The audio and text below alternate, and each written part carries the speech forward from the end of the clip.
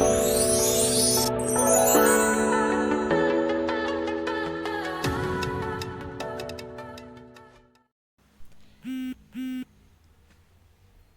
guys, my name Fazil and I am here for economics. It means मैं यहाँ economics subject से related video create करूँगा and post करूँगा. So guys let start today's video.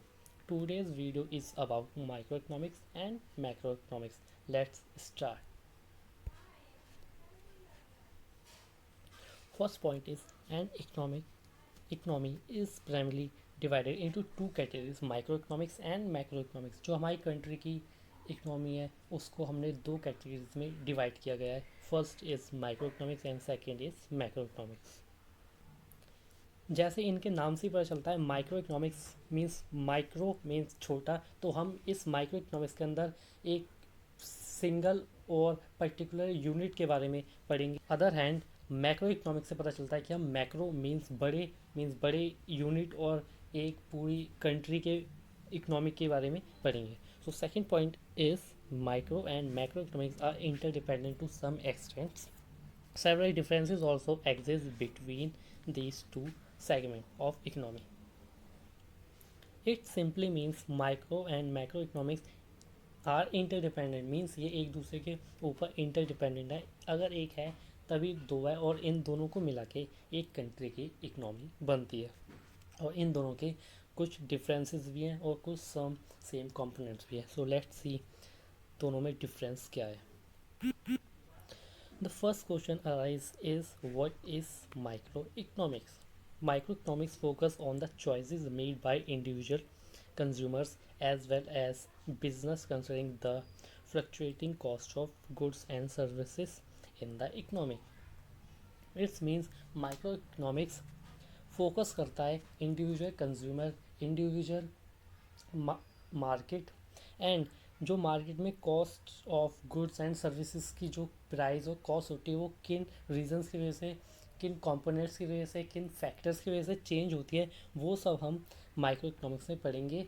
And micro economics एक individual consumer, individual market, individual producer से related होता है और उससे उसकी स्टडी करता है.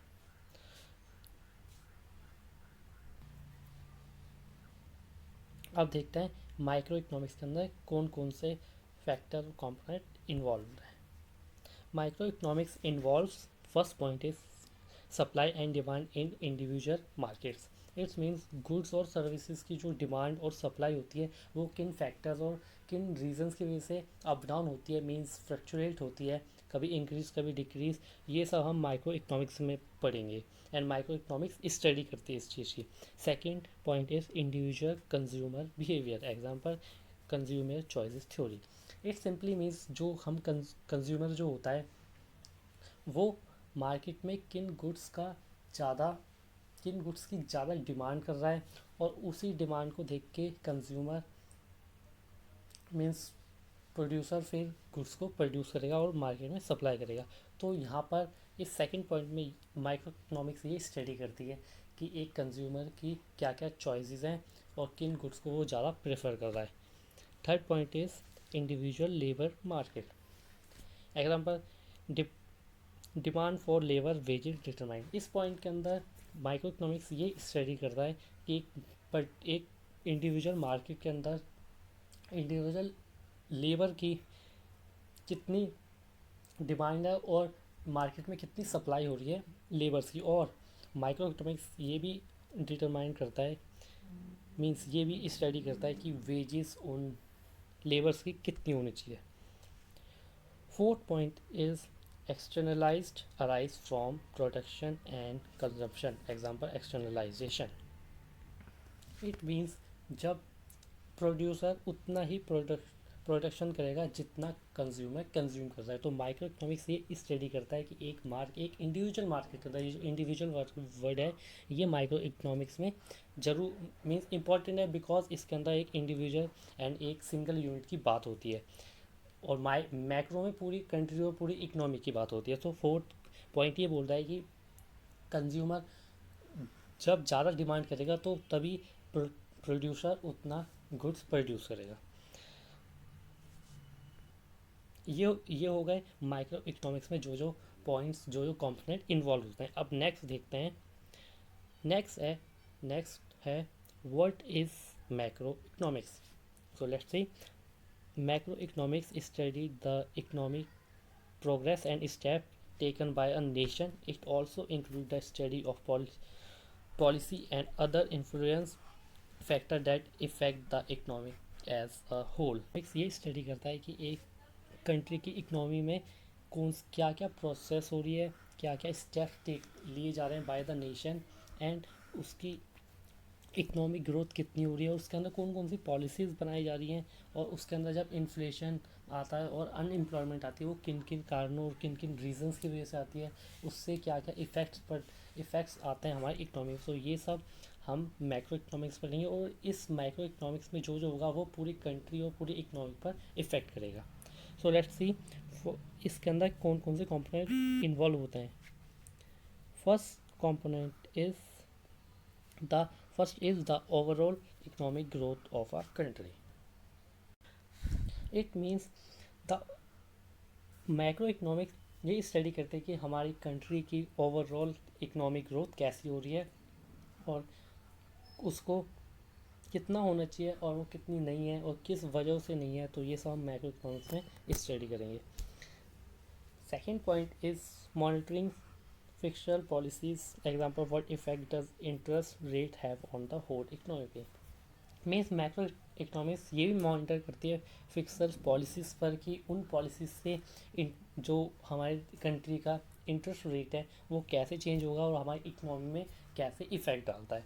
Third point is reason for inflation and unemployment. It simply means macro economy में जो इन्फ्लेशन आता है और अनएम्प्लॉयमेंट की सिचुएशन आती है वो किन किन रीज़न, किन किन कारणों से आती है और उससे इकोनॉमी में क्या क्या इफ़ेक्ट और क्या क्या चेंजेस आते हैं, ये सब हम मैक्रो इकोनॉमिक्स में पढ़ेंगे। और मैक्रो इकोनॉमिक्स इस चीज़ को स्टडी करती है। Fourth is international trade and globalisation. It means जब एक कंट्री दूसरी कंट्री से कोई भी गुड परचेज़ करती है तो उसको इंपोर्ट कहते हैं, और जब कोई कंट्री हमारी कंट्री से कुछ गुड लेती है तो उसे हम एक्सपोर्ट कहते हैं। तो जब गुड्स का एक्सचेंज होता है कंट्री के बीच में उसे हम इंटरनेशनल ट्रेड करते हैं। तो माइक्रो इकोनॉमिक्स ये भी स्टडी करते हैं कि हमारे देश ने कितना सामान, कितने गुड्स मंगवाए और हमने कितने गुड्स दिए, उन सब का रिकॉर्ड मैक्रो इकोनॉमिक्स रखती है।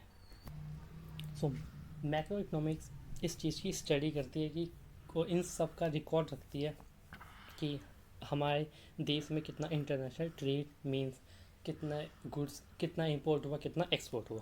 Fifth point is reason for differences in living standard and economic growth between two countries, means between two countries.